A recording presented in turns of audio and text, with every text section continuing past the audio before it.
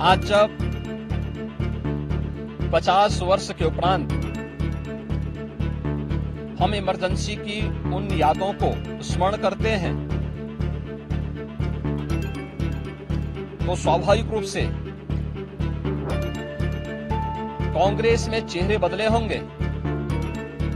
लेकिन उसका चरित्र, उसके हाव भाव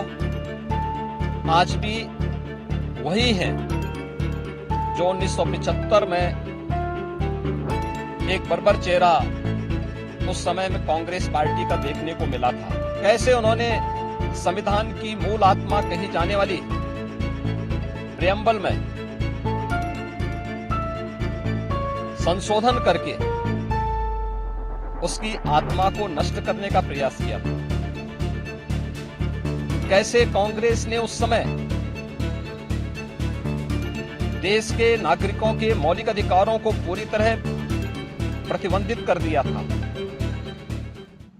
मित्रों, भारत के संसदीय लोकतंत्र का एक काला अध्याय आज से ठीक 50 वर्ष पूर्व आज के दिन ही देर रात्रि में हुआ था,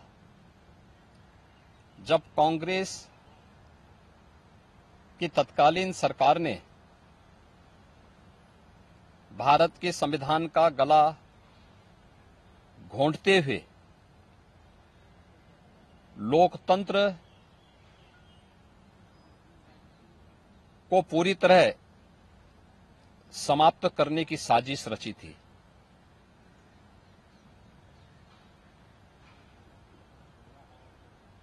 पच्चीस जून 1975 रात के अंधेरे में श्रीमती इंदिरा गांधी जी के नेतृत्व में कांग्रेस की सरकार ने कैसे भारत के लोकतंत्र को नष्ट करने का प्रयास किया था। उस समय के सभी विपक्षी दलों के नेताओं को, उसमें से अटल बिहारी वाजपेयी जी, से मोरारजी देसाई जी, श्री जयप्रकाश नारायण जी, श्री लाल कृष्ण आडवाणी जी और विपक्ष के सभी नेताओं को बंद करके लोकतंत्र के गले को पूरी तरह घोंटने का प्रयास किया था। आज जब 50 वर्ष के उपरांत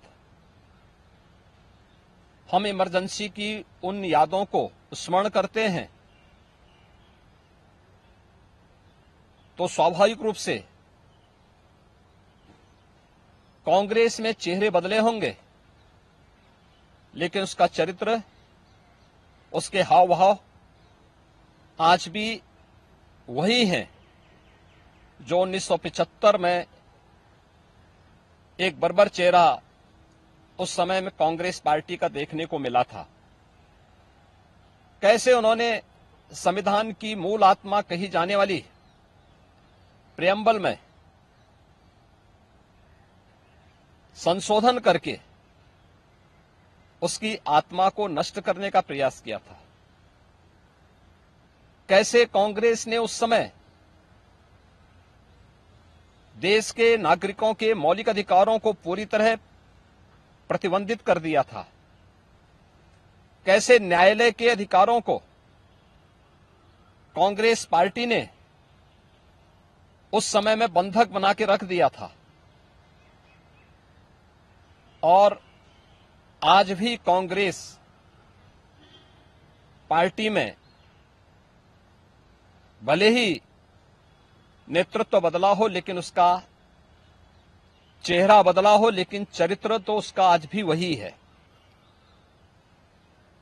ये लोकतंत्र की दुहाई देते हैं, लेकिन भारत के बाहर जाकर के भारत के लोकतंत्र को कटघरे में खड़ा करते हैं, भारत की चुनाव प्रणाली पर प्रश्न चिन्ह खड़ा करते हैं, भारत के बाहर जाकर के भारत को और इसके लोकतंत्र को कोसते हैं, भारत के अंदर हर चुनाव की प्रक्रिया में बाधा पैदा करके ईवीएम पर अपने अकर्मण्यता का दोष थोपने का प्रयास करते हैं। एक तरफ कांग्रेस का यह तानाशाहीपूर्ण रवैया, जिसने आज से नहीं या 1975 में ही नहीं, आजादी के तत्काल बाद संविधान अंगीकार करने के मात्र 2 वर्ष के अंदर ही देश के संविधान में संशोधन करके धारा 370 को उसमें जबरन डाल करके देश के अंदर देश की अखंडता को चुनौती देने वाली धारा 370 को डालने का प्रयास किया था। इसके उपरांत भी समय समय पर कभी मीडिया पे को प्रतिबंधित करके, कभी अन्य तरीके से प्रत्यक्ष और अप्रत्यक्ष रूप से लोकतंत्र के सभी स्तंभों को कमजोर करने का प्रयास किया था। 1975, 25 जनवरी 1975 उसकी पराकाष्ठा के रूप में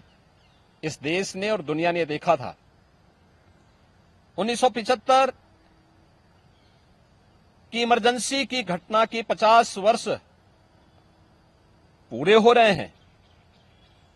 1975 में देश के लोकतंत्र को बचाने के लिए, संविधान को फिर से बहाल करने के लिए, नागरिक अधिकारों की रक्षा करने के लिए जिन लोगों ने जेल की यातनाओं को सहा था, जिन लोगों ने उस कालखंड में लोकतंत्र के लिए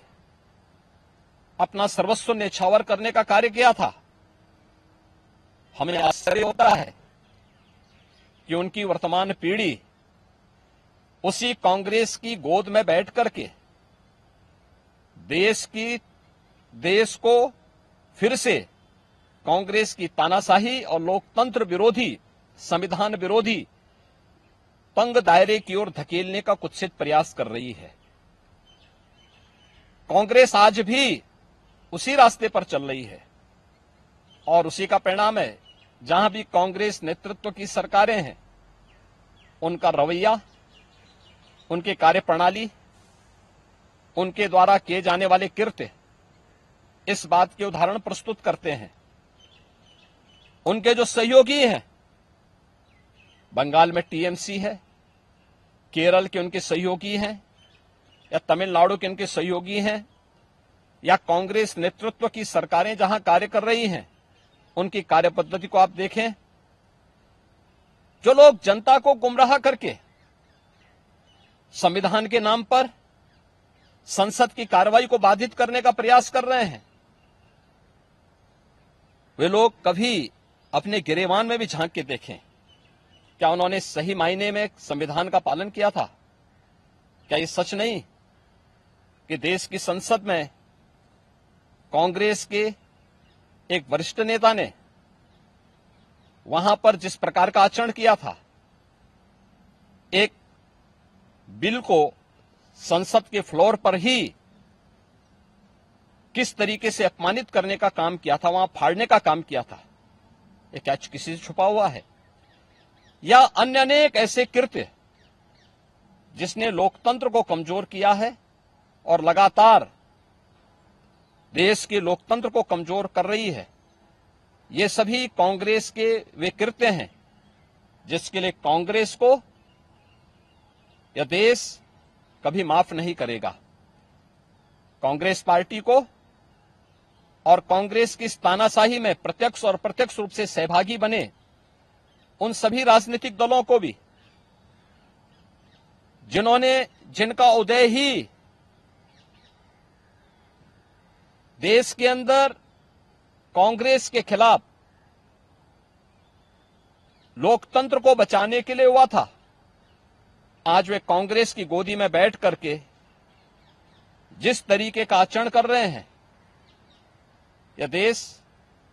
और इस देश की जनता उसे किसी भी स्थिति में स्वीकार नहीं करेगी। कांग्रेस को और कांग्रेस के इन सभी सहयोगियों को, जिन्होंने लोकतंत्र को कमजोर किया है, संविधान के प्रावधानों को समय समय पर मानने से इनकार किया है, इसके लिए आज इमरजेंसी की 50 वर्ष पूरे होने पर इन्हें देश की जनता से माफी मांगनी चाहिए अपने इस कृत्य के लिए, और अपने न केवल चेहरे को बल्कि चरित्र को देश के संसदीय लोकतंत्र के अनुरूप ले जाने के लिए अपने आप को तैयार करना चाहिए।